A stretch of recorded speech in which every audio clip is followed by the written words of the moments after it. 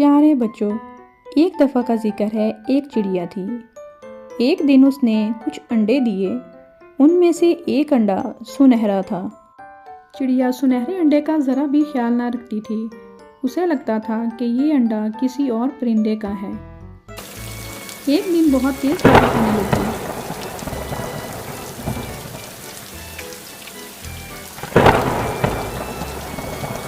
और घोंसला नीचे गिर गया। बाकी अंडे टूट गए, लेकिन सुनहरा अंडा बच गया। उसने दोबारा घोंसला बनाया और उसमें सुनहरे अंडे को रखकर उसका खूब ख्याल रखने लगी। एक दिन उसमें से एक खूबसूरत सा चिड़िया का बच्चा निकला और चिड़िया समझ गई कि ये अंडा तो उसी का ही था। आहिस्ता आहिस्ता बच्चा बड़ा होने लगा। चिड़िया उसे बाहर ना निकलने देती और हमेशा खुद ही उसके लिए खुराक लेकर आती।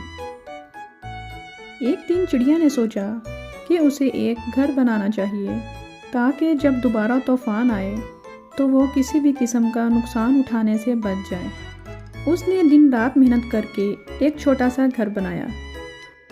कुछ दिनों के बाद चिड़िया की तबीयत खराब हो गई। उसने अपने बच्चे से कहा, जाओ बेटा, आज तुम जाकर खाना लेकर आओ। बच्चा कहने लगा, माँ, मैं तो पहले कभी बाहर गया ही नहीं, मैं खाना कैसे लाऊंगा? चिड़िया को खाना लाने के लिए जाना पड़ा। वो बड़ी मुश्किल से खाना लेकर आई। उससे सही तरह उड़ा भी नहीं जा रहा था। बच्चा इस बात पर बड़ा शर्मिंदा हुआ कि उसकी माँ बीमार होने के बावजूद उसके लिए खाना लाने के लिए गई। अगले दिन बच्चे ने कहा, माँ, आज खाना मैं खुद लाऊंगा, आप घर पर आराम करें। और वो खाना लेने के लिए चला गया।